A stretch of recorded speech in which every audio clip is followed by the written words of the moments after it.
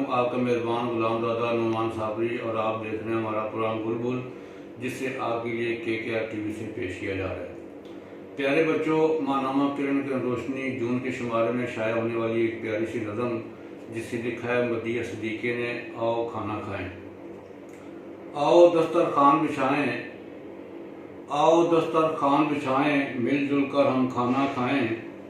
کھیرا لائیں گاجر لائیں، کھیرا لائیں گاجر لائیں، مولی سے سلاد بنائیں۔ بے شک بے حد بھوک لگی ہو، بے شک بے حد بھوک لگی ہو، لیکن ہم تہذیب سے کھائیں۔ کھانے کے آداب ہیں جتنے، کھانے کے آداب ہیں جتنے، ذہن میں اپنے لے کر آئیں۔ روٹی چاول سبزی سالن، روٹی چاول سبزی سالن، جو کچھ ہو وہ شوق سے کھائیں۔ دال پکائی ہے کیوں امی، دال پکائی ہے کیوں امی، ایسے نہ ہم شور مچائیں۔ کتنے لوگ زمین پر ایسے، کتنے لوگ زمین پر ایسے، رات میں جو بھوکے سو جائیں۔